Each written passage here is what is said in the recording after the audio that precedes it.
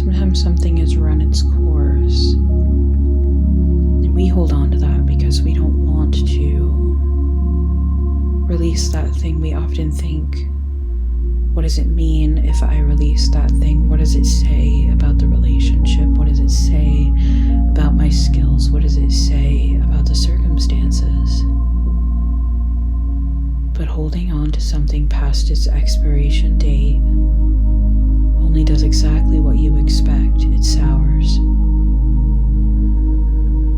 Many of you are needing to look around in your lives to realize that something has soured. Your experience within it does not feel good. Your results when engaging with it do not feel good. The emotion it brings you does not feel good. And when you're holding on to something that has soured, it can then sour other things in your life unintentionally. And this can have a ripple effect that was completely unintended. And this ripple effect, it can sour other things that aren't supposed to be, but maybe those things are easier to let go, so you release them instead of the thing that's actually soured in your life.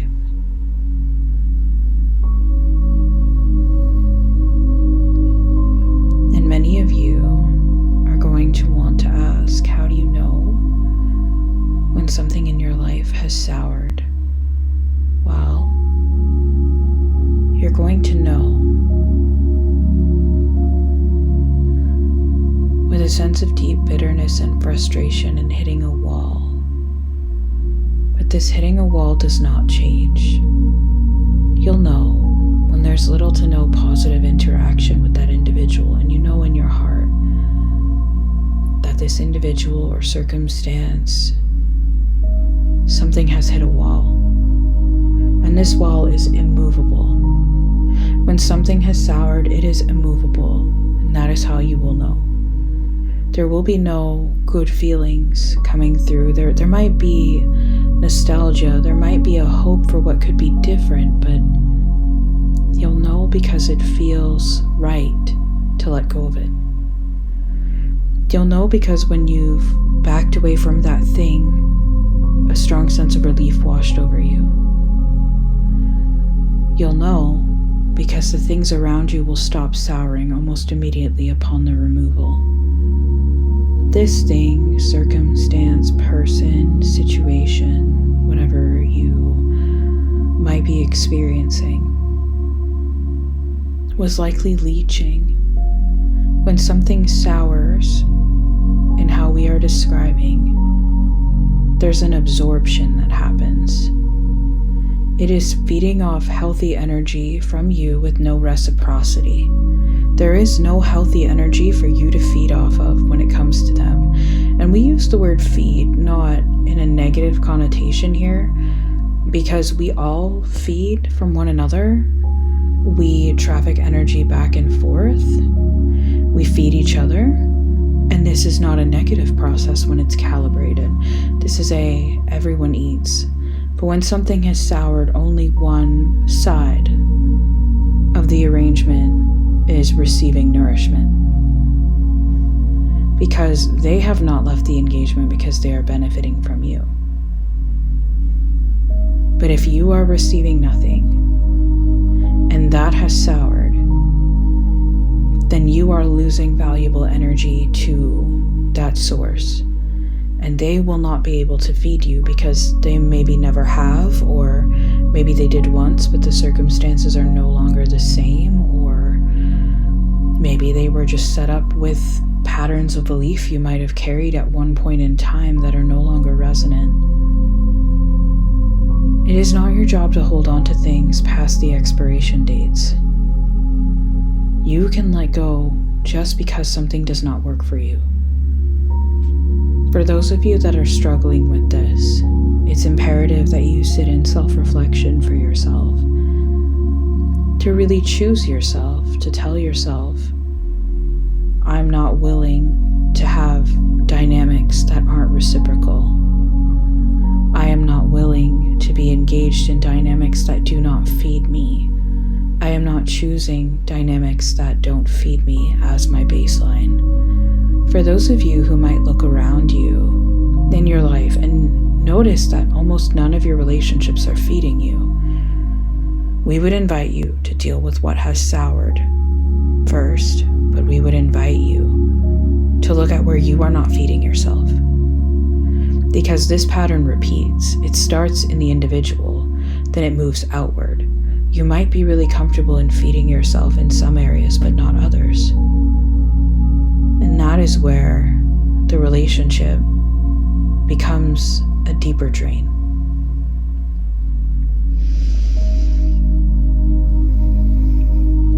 And in that relationship standard, not having reciprocity, it becomes unsustainable on every single level. If you are constantly giving and not receiving back in a way you can translate, of course there are many different forms of giving, and everyone has forms they are comfortable with that may look different. And however you'd like to give is however you'd like to give. But if you're in a relationship where a connection of any kind, when we say relationship, you are not being fed, you have to look at why you're accepting that dynamic. Because the truth is, people either feed you or they don't. You're either in a healthy connection or you aren't. While there are shades of gray, there does need to be an element of balance, of feeding, of circling back, of forgiveness, of, sometimes one person is doing 20, another person is doing the rest, and other times it's 50-50, and all of that is exactly as it should be. Because sometimes things do vary, and variance is okay. But if it is a continual dynamic that something has soured and is continuing to only drain you, then that problem also lies with you. That problem may lay with feeling bound to giving. That pattern may lay in deep patterns of service. That pattern may lay in being more comfortable with giving than receiving. But what we are trying to get at here is that creates an unstable pattern for the soul, and it will be mirrored in every single area of your life. We will say, if you hold on to something that has soured, then something new can't come in to replace it. And we will say, if there is a lot of souring around you, you could be moving to a new stage, leveling up, as you might call it. But you might also really be needing to look at where everything in your life is feeling sour. And take a look at where you might be robbing yourself of your natural joy. And where other people might also be taking that from you, because your value on your natural joy is not high enough. Your bar on what you give versus what you receive in this area is not high enough, and that has to start with yourself. If your life is feeling soured, and you'll know because you'll feel it, then your job is to begin pouring that joy right back into yourself without addressing anyone else's concerns right now. Your job is to pour back into yourself so life does not feel sour, so you can begin pouring back in so the energy recalibrates itself. So you have proper giving and receiving within yourself. Energetically, what will happen is there's a largely unconscious process that many people are not aware of when you meet someone. That process is very quick. It's not conscious at all. It's, do my patterns match yours? And this is why you might feel great comfort with someone, or an instant click. Your energies recognize where each other are at. Now, of course, there's soul connections and recognition, and that is not what we speak of here.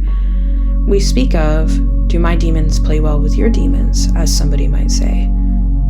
Am I comfortable with you?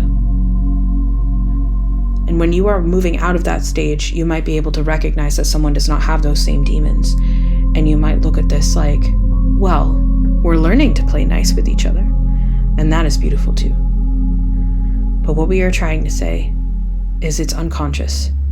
So if you do not fill up your cup in your own life, you will not run into other people that want to form an alliance with you that fill their cup up too. You will continually run into people who do not.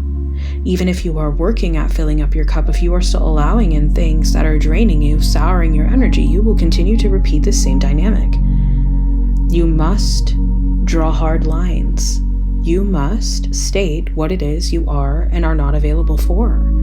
If you do not, those unconscious energy patterns will trick you. They will find a way into your system, into your life. And this is where we suggest self-reflection. And we know that not everybody enjoys doing this, but we have work to offer. And we offer this work because it is what will move you out of it. Asking yourself and really defining, what is the standard of my connections? What do I want in them and what do I not want? And how do I embody this is going to be how you start attracting people in that will not sour your life, whether that be career options, people, etc. It's why someone might end up with the same job dynamic again and again. They might sacrifice themselves to make money. They might choose to sacrifice their own health to make money, and this will sour you. It will sour you, and we know that many of you will say it's not that easy, but the truth is everything is energy. You correct that energy pattern within you, and you will correct it everywhere in your life. Everything, every single thing starts with you. Your inner power is what governs every single thing in your life. And so we would encourage starting here, looking at, where am I allowing dynamics in that are souring me? Where am I robbing myself from my own joy? And where am I seeing that repeating in everything around me? Where am I seeing that pattern looping?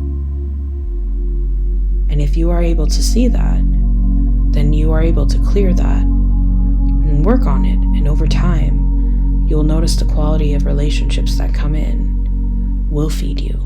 The opportunities that come in will feed you because you are feeding yourself. We mirror what is within, outside of us.